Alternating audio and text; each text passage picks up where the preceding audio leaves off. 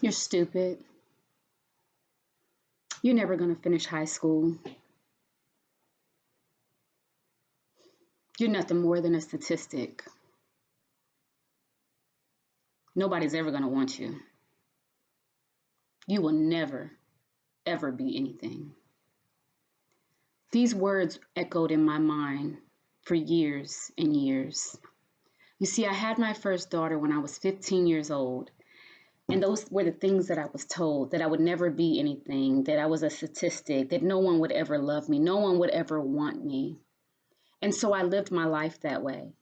I lived my life thinking that nobody was going to want me. I lived my life thinking that I would never be anything. So I lived accordingly. And I didn't apply myself time and time again.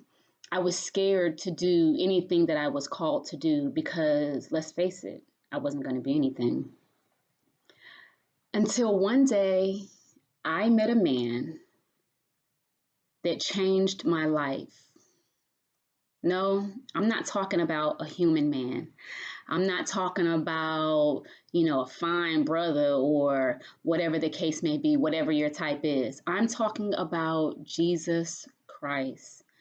I met him and he began to show me who I was through those people that he had placed around me. And let me tell you, my confidence began to change. I began to understand what I was called to do. I began to walk in my calling. I began to be obedient to him.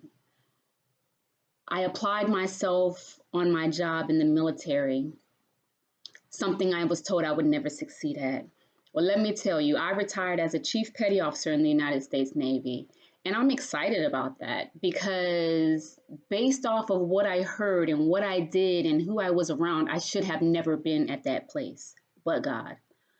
I enrolled in college after college after college. I can tell you how many different schools I went to, seeking and trying to figure out what I wanted to do. And then the Lord dropped in my spirit, you are a helper. So I enrolled in Liberty University under the psychology program.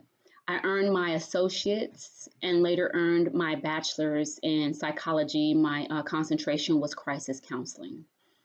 I paused school for 3 years as I went on a deployment, and I told myself that I don't want to go back. It's too hard. It's not what I want to do. I'm too old. You name the excuse, I had it. And then one day I was in my office in Italy, and God said, it's time. And I said, no, it's not. And he said, yes, it is. And so I went online, I began to look at the program, and I was like, well, I do not qualify for this program. Too bad, so sad. And he said, write a letter. And I'm like, I must have been watching too many movies because nobody writes letters. That's not going to happen. That's movie type stuff. He says, write a letter. So I was talking to my mentor, and she was just encouraging me as well. And I wrote a letter. I wrote a letter explaining to them that I do not qualify for your program, and I understand it. My GPA is not high enough. I don't have the appropriate tests, and I'm unable to take them here in Italy. And there's nothing that I can do about it, but I know that I'm called by God. And if you allow me into this program, I guarantee you that I will not let you down. I guarantee you that I will do my best because this is what God is calling me to do. So I sent the letter off. I was initially told that I would not have any response from the letter for another 2 to 3 weeks. I sent it off, I want to say, on a Monday. By that Friday morning, my time, it was Monday night, my time, which would have been Monday during the day, their time. By Friday morning, my time, which was Thursday night, their time, I opened up a letter that said, you have been accepted into the program. I was flabbergasted and terrified. And so I started my program. In my heart, in my mind, and my words, I quit that program every week. Every week I said, I can't do this. This is too hard. I quit.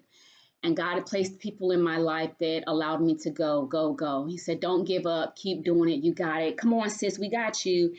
Those people, they are awesome and amazing. And you guys know who you are because you sat there, watched me cry, watched me huff and puff, watched me throw the books, watched me quit, you know.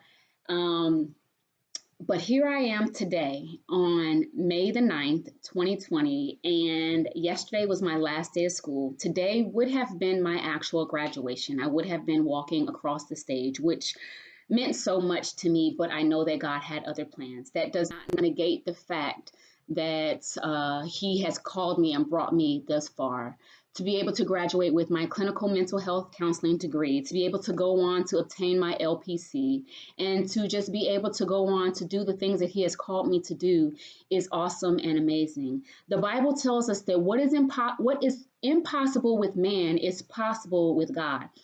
Man thought it impossible for me to ever be where I am, but God. God saw fit for me to be able to sit here in front of you today and testify of His goodness. Sit here in front of you today and testify of His grace. Sit here in front of you today and testify of His mercy. He is so amazing.